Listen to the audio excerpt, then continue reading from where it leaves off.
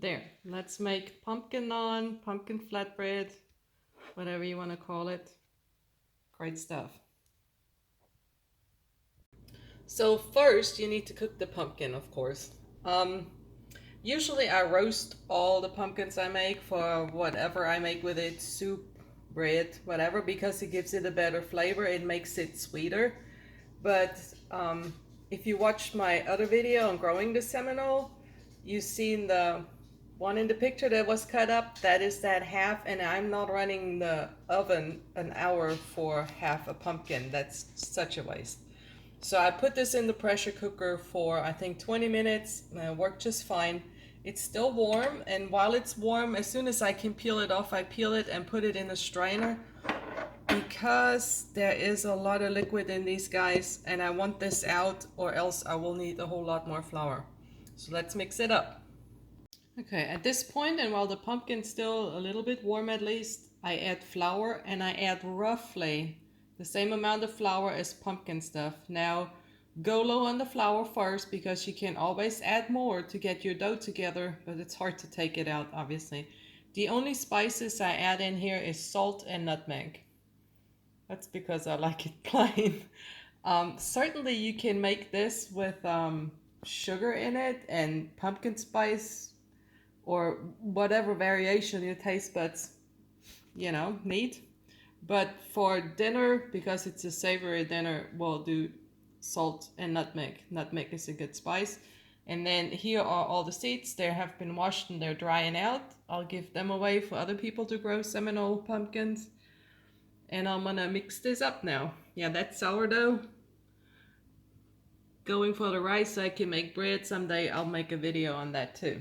So let me whip that up and then we'll keep going. Okay, with the amount of flour I had in, it's still too soft for me. It's still sticking very bad and there's no way I can roll that out. So I need to add more flour.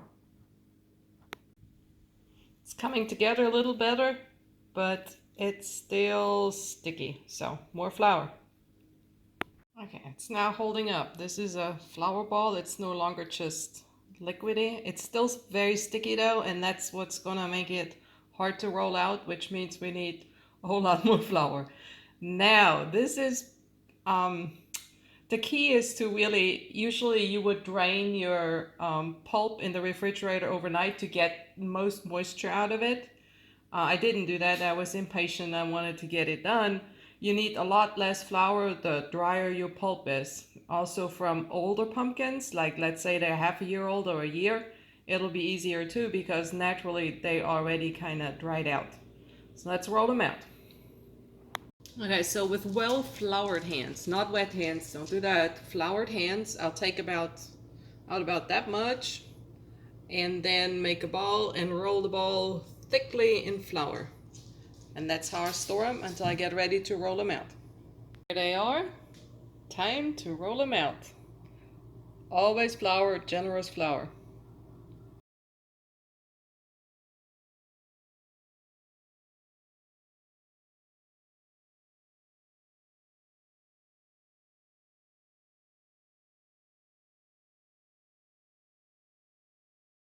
First one is rolled. That's about the thickness I go for, quite thin. And it's now ready to go into my preheated pan. See, it's bubbling up a little. Fantastic. Another minute on the other side, and I should be ready. Can you see it steaming up? Has these nice pockets, just like in a good tortilla. The other side, whoops, isn't as yellow because that was the side that was down on the cutting board with all the flour. So we serve from yellow side up. I think this is ready to come out.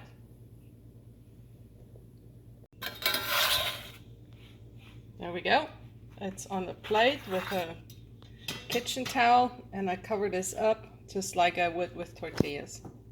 So they are nice and soft when we eat them, although I don't think there's anything wrong with a crisp one either.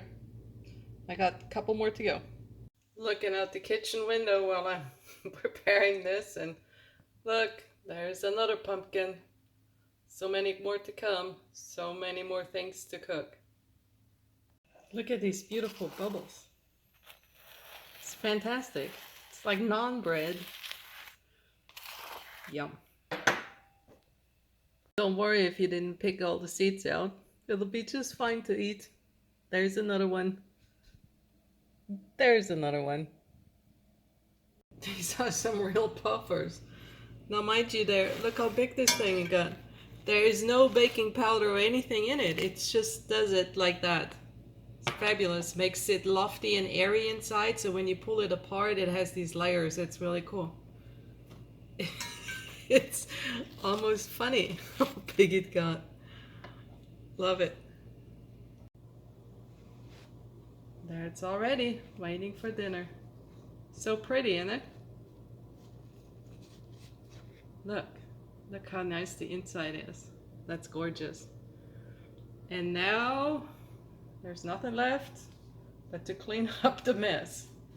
By the way, I didn't use fat for this. This brown spot is where some of the flour burned.